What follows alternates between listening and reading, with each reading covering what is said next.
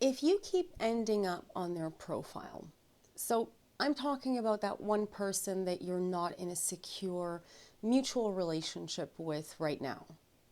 Maybe this is your ex, or it's someone you're in some sort of situationship with, or someone who you were seeing casually who wasn't really engaging at the same level with you that you wanted to engage at, that you would have liked.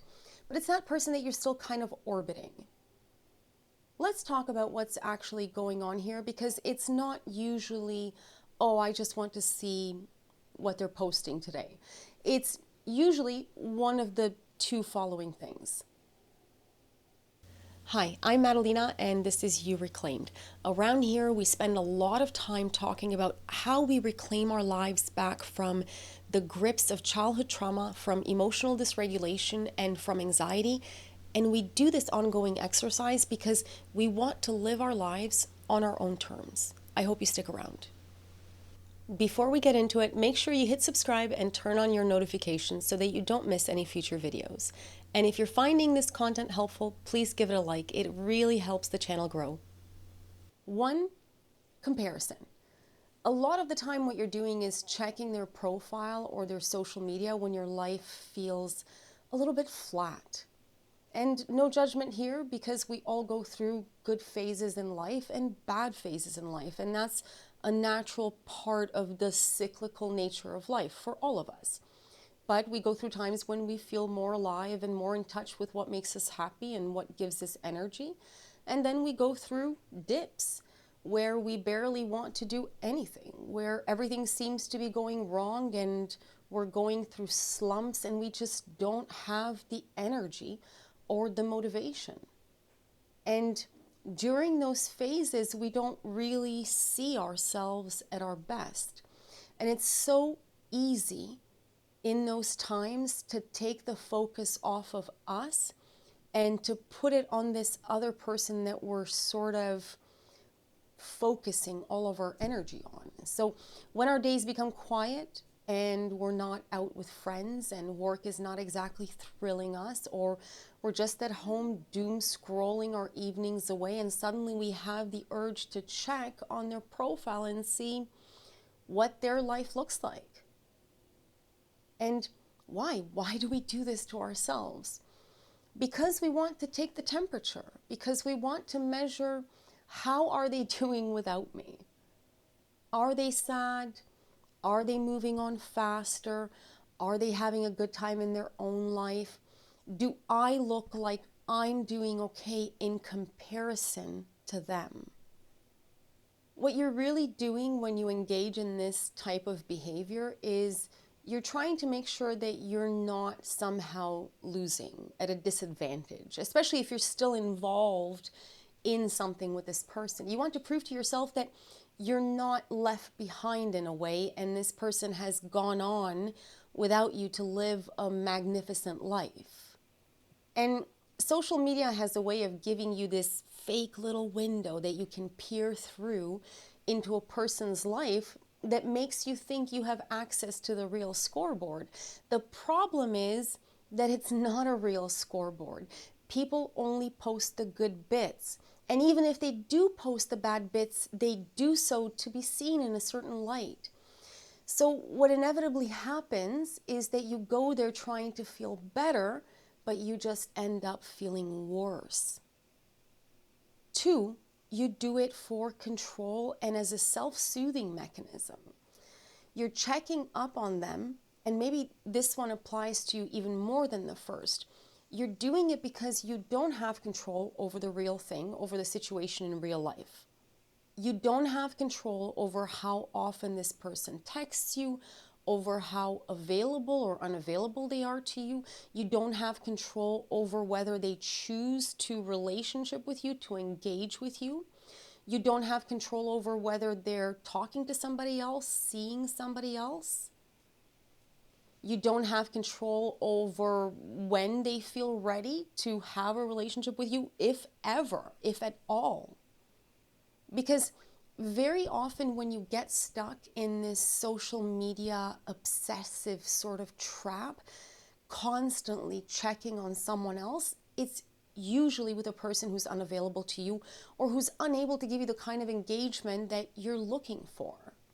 And if you're honest with yourself, you have a pretty good idea of what you're looking for from the other person.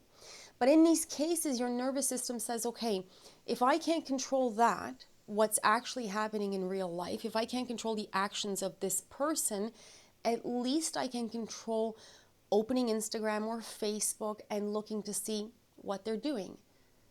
That's all it is, though. It's anxiety management for you. You're using the checking as a way to calm that feeling of, I don't know what's happening, and I absolutely hate this feeling of not knowing, and it's really hard to just sit with it. Even if what you're seeing is not good, you still got to do something by checking. Meaning you clicked, you looked, you gathered a little tiny piece of intel on their life, and your brain says, okay, at least I know where things are today. Even if it is bad news, even if it displeases me. And you can end up hurting yourself doing this over and over and over again, because it's not really the hurt that matters as much as the fact that at least you know where the day stands. And that's why it becomes such a habit, because it does actually work for 30 seconds. It gives you a little bit of relief from that I don't know feeling. And your body remembers that. Your body is so smart. That soothing that you got for a little period of time, it remembers it. And it remembers it tomorrow. And it asks you for it again, which is why you end up on their profile day after day after day. And you tell yourself, tomorrow I'll stop, tomorrow I'll stop, tomorrow I'll stop. But here is why this habit keeps you stuck in place. The problem with using social media in this way is that every time you do it, you're actually teaching yourself that when I feel bored, or when I feel unsettled in my own life, or I feel anxious or uncertain, I go and I stare at their life. So instead of building tolerance for uncertainty or for ambiguity in your own life, for hard moments, for boring moments, you take that energy and you redirect yourself and you go check up on them instead. Instead of letting the attachment you have to this person cool down and die off altogether, you keep reheating it with fresh images, with fresh input, with fresh stories. Instead of coming back into your own life, you keep dragging this person to the center of it. And then we ask ourselves, why can't I move on? We know why we can't move on, but we have the audacity to kind of pretend like we don't. We can't move on because we're still feeding them our attention. We're still telling our nervous system that this person matters. And we reinforce that day after day after day as if this person is part of the main storyline of our own lives, even though they're not usually even a part of our life, right? So look, I'm not going to tell you just block them, LOL, you're done. It's not going to be that easy. You can mute them, you can unfollow them if that helps. You can even remove the apps from your phone altogether, but that's not the real work. The real work, the deeper work of it, is to catch which version of you is about to check up on this person. What do I mean? I mean, is it the version of you that needs to compare, that needs to know, how am I doing today in comparison to this other person's life? To make sure that I'm not lower, that I'm not losing, that I'm not doing worse than they are. Or is it the anxious version of me that needs to check? Am I checking because I need to be able to control this thing today in some way, or that I need to know where I stand today? Because once you figure out which part of you is doing it, which part of you is acting, checking up on them stops being this sort of mysterious and magnetic thing that you just have to do for no reason every day. The person stops being magnetic because now it becomes about what you need, right? It doesn't have to do with this person. So, do you need more structure to your days?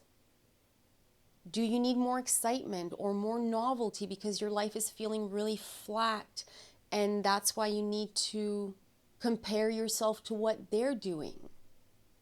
Or do you need to find ways to regulate your own anxiety in real ways, actual soothing, actual people, real life contact, whether that's calming techniques for your own nervous system, whether that's seeing real humans, your real friends, your community of people who you have around you?